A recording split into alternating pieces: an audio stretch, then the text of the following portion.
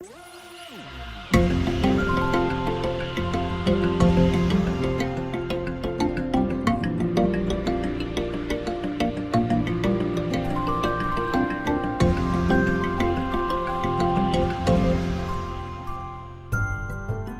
pessoal, sejam bem-vindos a mais um Conversando Com. E hoje o papo é daqueles necessários.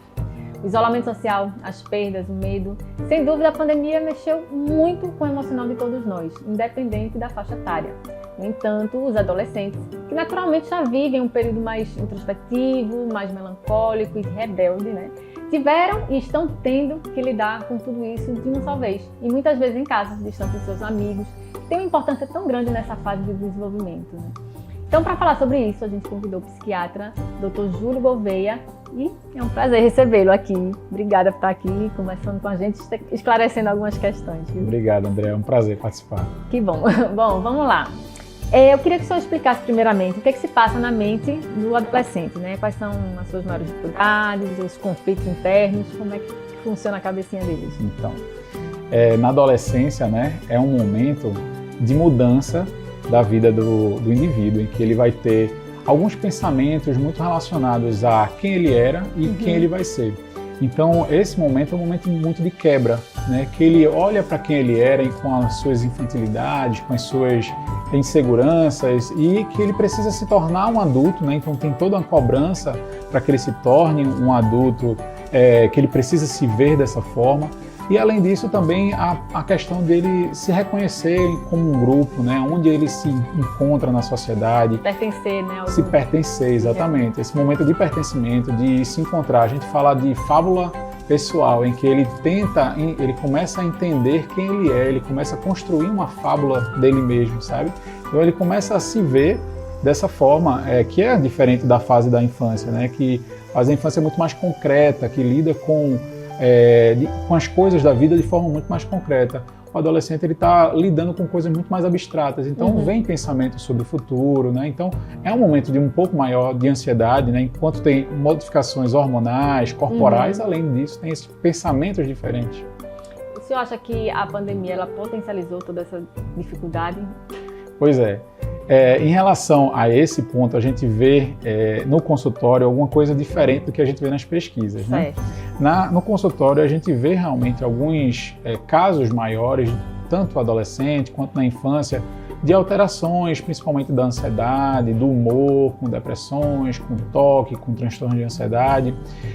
Mas é importante a gente diferenciar o que é transtorno do que são os sintomas, Os sintomas, a gente pode ter sintomas de ansiedade, sintomas de tristeza, sintomas até um certo grau é aceitável. Aceitável, tá tudo bem. Exatamente. Então todo mundo pode ter esses sintomas de uma forma normal. E aí pode variar para um ponto de um transtorno quando ele, além de ser mais grave, além de ser mais frequente, ele prejudica também a nossa vida social, a nossa vida acadêmica, a nossa vida profissional, como um todo. Então, passa a ser um transtorno dessa forma. Então, no consultório a gente vê mais pessoas, mas um estudo saiu há pouco tempo mostrando que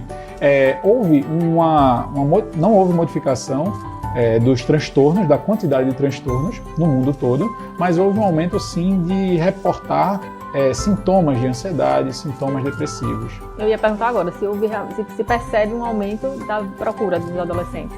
Houve, exato. Sim. Houve um aumento da procura.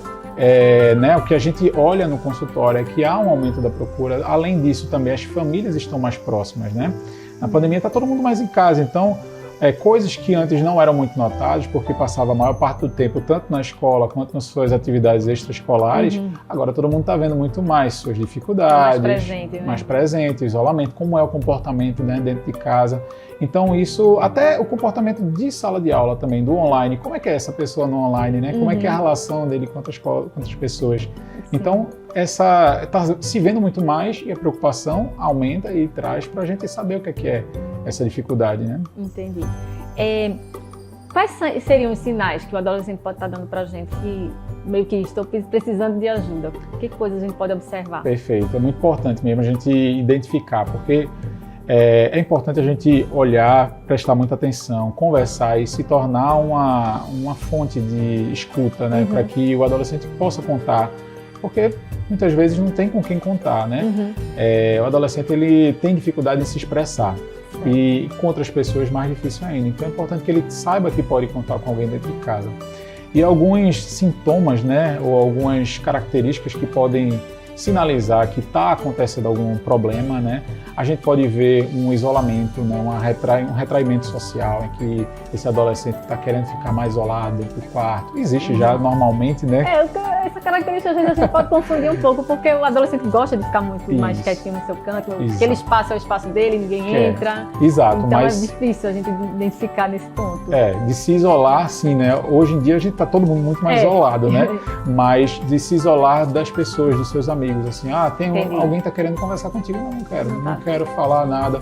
Se isolar até no WhatsApp mesmo, nas redes sociais, sumir, né? Então, isso daí é uma questão que tem que se abrir o olho, o que é que está acontecendo, uma irritabilidade muito maior, né? A gente vai ver nos transtornos de ansiedade, do humor, a gente vê muito a irritabilidade como sintoma precoce, tanto para a infância quanto para a adolescência. Então, a irritabilidade muito maior do que era antigamente, ou que pode existir, né, da fase também, mas uma irritabilidade maior. E aí vem alterações no sono, alterações no apetite, comportamentos diferentes demais, comportamentos de maior risco, né? Se pode se envolver com substâncias, se envolver com atividades que sejam de maior risco. Então isso daí precisa ser investigado, ficar de olho para ver o que está acontecendo. E quais são as principais queixas que os adolescentes vêm trazendo para o consultório? Das principais são essas, do humor e da ansiedade, né? Essa falta de se encaixar, né, numa sociedade, num grupo, isso é uma grande questão, né? Não consigo me identificar com um grupo, não consigo me identificar com meus pais, existe conflito de gerações muito grande. E aí isso são das principais queixas, mas aí vem outras muito mais importantes que sim, podem indicar um transtorno, né? Comportamento automutilatório, né? O comportamento de se machucar. Muitas vezes esse comportamento surte muita apreensão entre os pais, e isso é importante realmente olhar, entender o que é que está acontecendo, mas também existe comportamento automutilatório não suicida, né? Muita gente vem estar querendo se matar, mas esse comportamento pode ser uma forma de se expressar também, uma forma de que ele está querendo mostrar alguma coisa e se comunicar. Existe alguma maneira, algo que a família possa fazer antes, sei lá, meio que prevenção, alguma coisa desse tipo existe? Existe, com certeza, né? Isso é um foco muito grande da saúde mental. Primeiro a gente tem que desmistificar a saúde mental, né? Muitas famílias, muitas pessoas, né? Frescura, quer chamar atenção, né? Então a gente precisa mudar essa forma de pensar. Muita gente chama isso de psicofobia.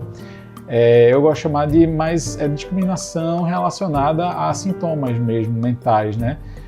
Então isso é uma questão muito grande, você precisa estar aberto à escuta, precisa estar aberto a deixar que o adolescente fale com você antes de você falar o que é que deve ser feito, o que é que não deve ser feito. E cada vez que você falar, não, acho que você tem que falar isso, acho que você tem que fazer isso. Você está afastando um pouquinho mais, e ele não vai falar e não vai chegar a lugar nenhum. E muitas vezes não combinam com o que ele está pensando, né? Então deixar essa escuta aberta, os pais precisam estar, uso de telas também, precisa ter limites, né? Tão difícil no meio da pandemia. É difícil, mas, por exemplo, computadores deveriam estar em ambientes sociais, né? Porque para a pessoa também entender o que é que está se passando ali. Não é impor o que deve ser feito, o que invadir a privacidade, né? Mas assim, precisa saber, os pais precisam entender o que é que está acontecendo ali, aquele ambiente que é um ambiente muito complexo, muito amplo. A gente precisa, né, tá sabendo o que é que está acontecendo ali com os filhos, né, nesse ambiente também. Então precisa desse diálogo, né, que a gente precisa, os pais precisam estar juntos, né, nesse diálogo, tanto com o profissional quanto sozinho mesmo, é preciso. E como é que a gente faz para evitar uma crise? Evitar a crise. Já está lá o problema instalado, como é que a gente faz para contornar a situação? Evitar a crise é difícil. Primeiro, o que é crise, né? A crise, exato, tem tantas crises, né? Existe a própria crise maturacional, a crise de maturidade, né, desse momento. Não existe evitação, vai passar. Vai passar, tem que aguentar. Precisa passar, né? Precisa passar. Exatamente, crises servem também para isso, para crescer, para aprender. mas crises do transtorno mental, né? A gente tem as crises de ansiedade, as crises psicóticas, que são coisas maiores, são crises de psicose, em que tem delírios, alucinações. Essas coisas não são muito evitáveis, mas o que pode se fazer é isso, é estar junto, oferecer um diálogo, oferecer uma escuta, fazer reuniões semanais, sabe, para conversar problemas dentro de casa, né? O que é que está acontecendo nesse problema aqui? Vamos tentar ajeitar. Então existe uma área da psicologia chamada disciplina positiva, né? E que é uma forma de trabalhar as crianças dentro de casa de uma forma mais positiva e não daquela forma que a gente aprendeu, né? Todo mundo aprendeu. Tá errado. Abrir espaço para o diálogo, acho que é isso. Né? Exatamente. Então, evitar ser dessa forma tão de confronto, porque o mundo mudou. Não dá para trabalhar criança e adolescente como se tinha antigamente, em que existia uma hierarquia muito maior, né, do pai e que tudo podia fazer, né? Então, hoje em dia não dá para trabalhar dessa forma. Tem que trabalhar a conversa, o diálogo. Certo. Queria saber, assim, pra gente encerrar, a conversa é ótima, acho que tem muita dúvida ainda, acho que tem muito pano pra manga.